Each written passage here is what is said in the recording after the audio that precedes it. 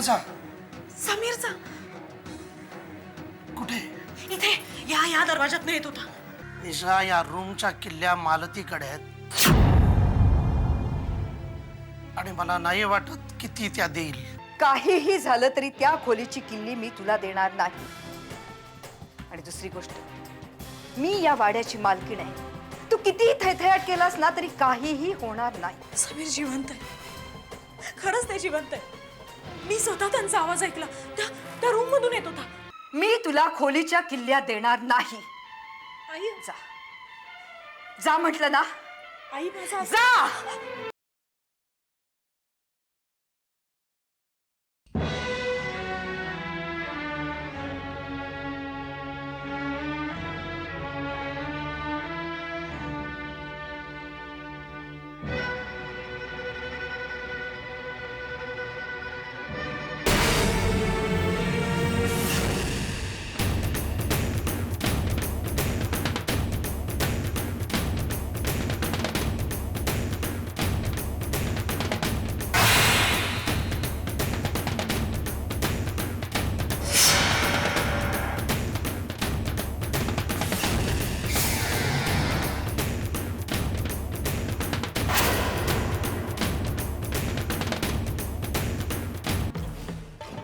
कोण? मालकीण या वाड्याची. हो, मालकीणच आहे मी या वाड्याची. पण आपण आम्ही आमच्याबद्दलच बोलत होतो. आम्ही मालकीण आहोत या वाड्याची. हे बघ निशा, तू रूप बदलून मला असं घाबरवू नकोस. मी नाही मालती बाईसाहेब, आम्ही काय तुम्हास घाबरवणार. हां, तुम्हास एक विनंती जरूर करू इच्छितो. तुमची ही निशा आहे ना, भारी पतिव्रता. आपला नवरा आणि संसार या उपर इति काही कर्तव्य असतात याची जाणीवच नाहीये त्या पोरीला. आणि तिच्या या भक्तीपुढं आम्ही थिटे पडतो. जाऊ दे, तुम्हास नाही कळायचे हे सगळे. ना तिची बाजू असत्याची ना आमची. परंतु तरीही आम्ही शत्रू आहोत. आमचा लढा थोडासा विचित्र आहे. परिस्थितीने आम्हा दोघींना एकमेकींसमोर असं काही उभं केलंय, ना आम्ही माघार घेऊ शकत ना शस्त्र टाकू शकत. हा पेच प्रसंग कसा सोडवावा याच विवंचनेत आहोत गेले कित्येक दिवस. जाऊ द्या, इतक्या खोलात शिरून नाही विचार करता येणार तुम्हास. हा, परंतु एक करा की त्या खोलीवरची टाळेबंदी अशीच राहू द्या. टाळेबंदी? हो, येतो आम्ही.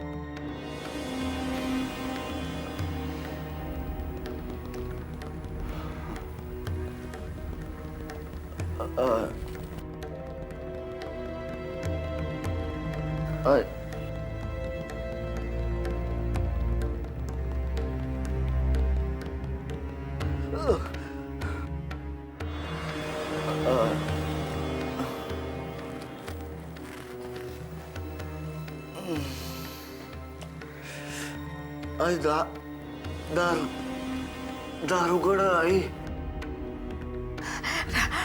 रामू रामू.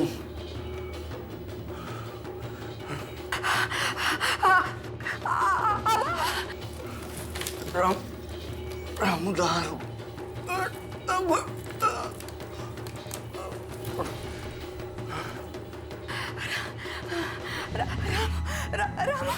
आई दारू.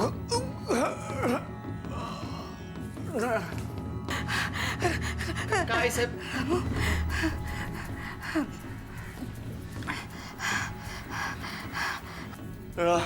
रामू दार उघड रे. आई साहेब खूप भीती वाटते हो.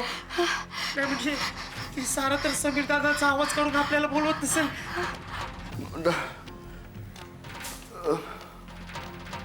आई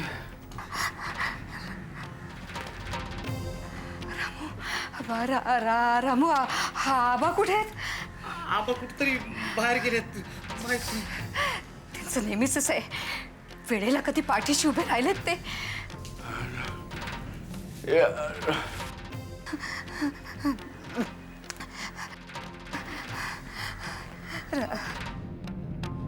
रामू रामू समीरचाच आवाज आहे. समीर आई साहेब तुम्ही दार उघडू नका. हे सगळं साराचं कारस्थान असतात. तुम्ही दरवाजा उघडू नका.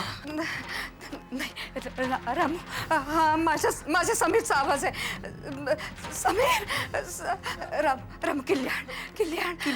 अरे माझ्या खोलीमध्ये कपाट आहे ना, त्या भिंतीशी खिळ आहे, त्याला किल्ली लावली आहे, घेऊन ये. बरं.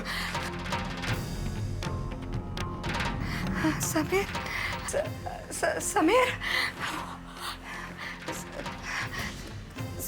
समीर समीर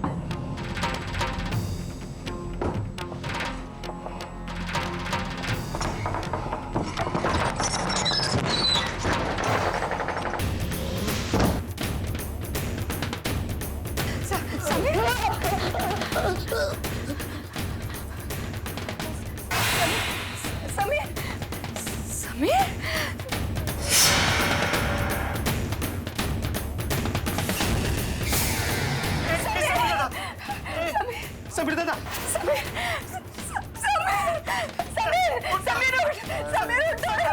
समीर दादा उठ. समीर उठ. समीर दादा. असं काय करतो? समीर उठ. समीर रामू उठो.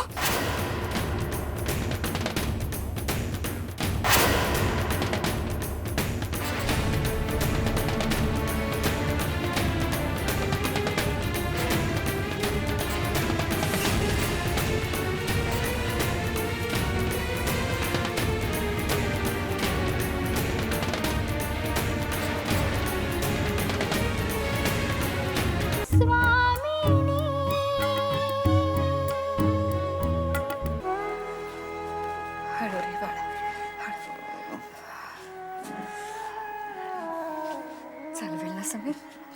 हा हळू चल.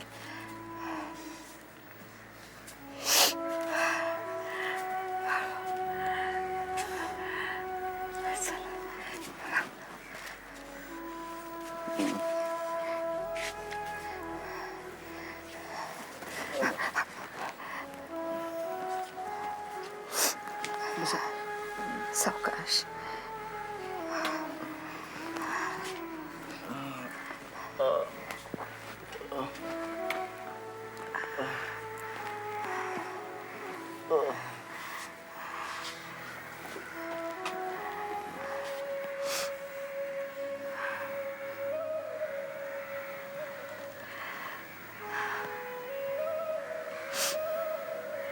आई आहे मी.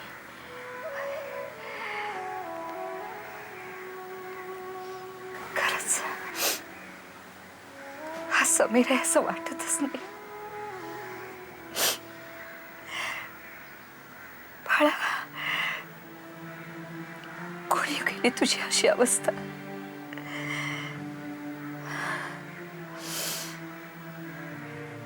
ज्याने तुझी ही अवस्था केली असेल ना, त्याला सोडणार नाही मी. पण जाऊ दे, माझा समीर मला मिळाला. सगळं भरून पावलं,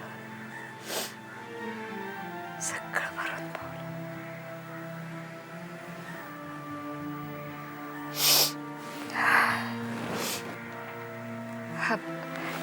रामू, लापशी बनवून आण समीरसाठी.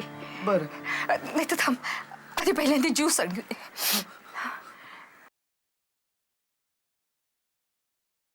समीर, ती मामाया कुठे गेली? निशाताई देवळात गेलेत.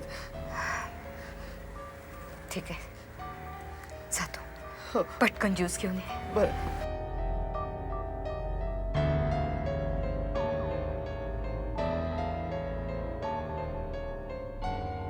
समीर, घाबरू नकोस मला.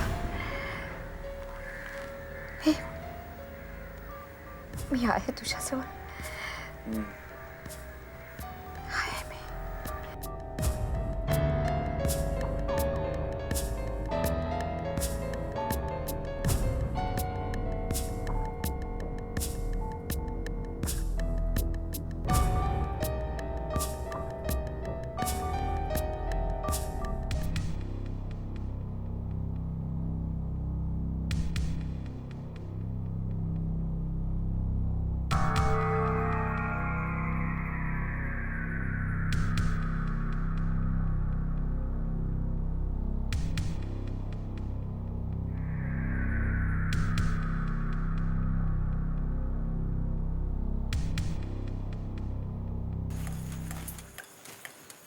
रामू, थोडं पाणी दे प्यायला. निशाताई तुम्ही? हो, मला थोडं पाणी दे, तहान लागली. अहो तुम्ही म्हणत होता तसंच झालं.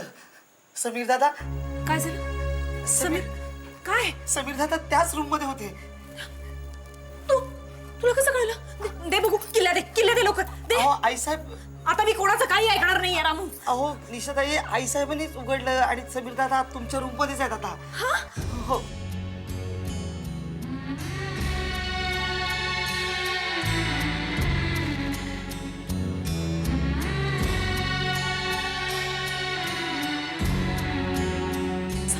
थांब निशा.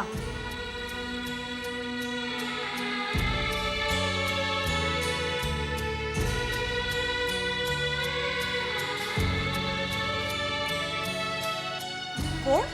आजपर्यंत पाठ शिवणीचा खेळ खूप खेळत आलो आपण, परंतु आज मात्र समोरासमोरच येऊया.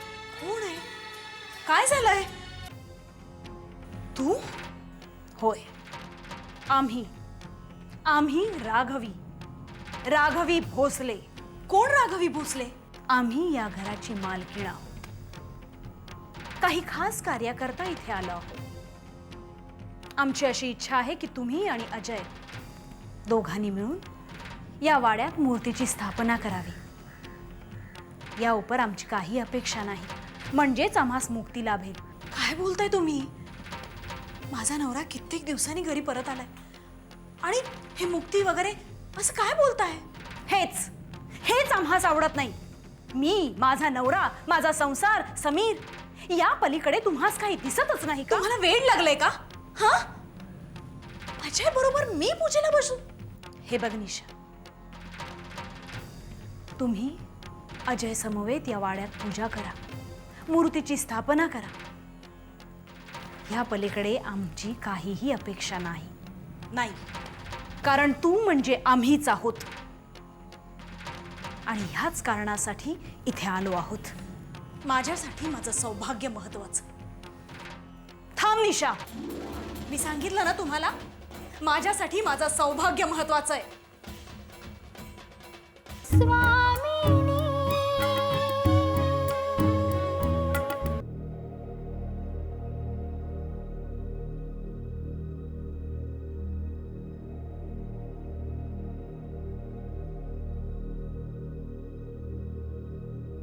समीर समीर निशा थांब. आई आई मी तुम्हाला सांगत होते ना समीर समीर माझ्या मनात सांदणा. माझी केलेली फसवणूक खूप महागात पडेल निशा तुला. मिला तू असं सहजासहजी सोडणार नाहीये मी. असं समीर फक्त शुद्धीवर येऊ देत मग दाखवते तुला. असं का बोलताय तुम्ही आई अहो मीच सांगत होते ना समीर जिवंत आहेत म्हणून. बरोबर आहे, कारण तूच डांबून ठेवलं होतंस त्याला. हे सगळं तुझंच कर्म आहे. मी आई अहो, माझ्या नवऱ्याला मीच का डांबून ठेवी. ठेवलं होतंस तू डांबून. ठेवलं होतंस डांबून. नाहीतर समीर या घरात इतके दिवस कसा राहू शकला असता. नंतर समीरला लपवणं तुला अशक्य झालं तेव्हा बाहेर काढायचा डाव रचलास तू. करून सवरून नामानिराळं राहण्याचा प्रयत्न होता तुझा. समीर समीर थांब निशा. समीर समीर समीर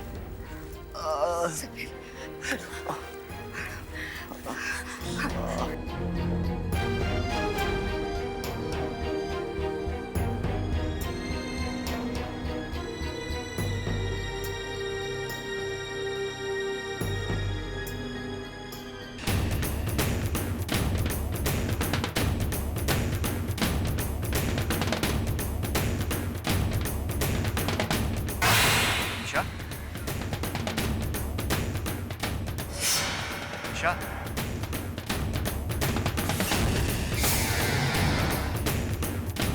निश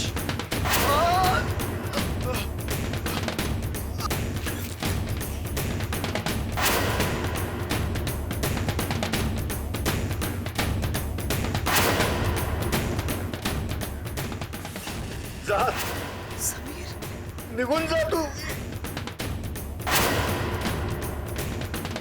इथून निघून जा.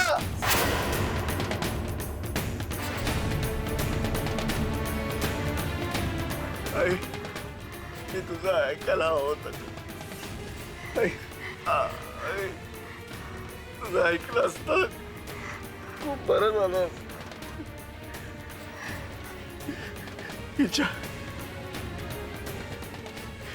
हिच्यामुळे माझी ही अशी अवस्था झाली का. हिने मला डांबून ठेवलं त्या खोलीत.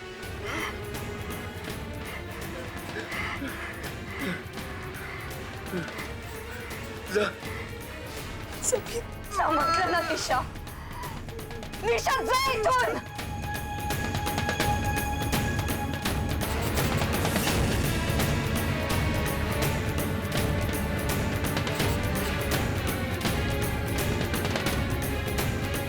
आई.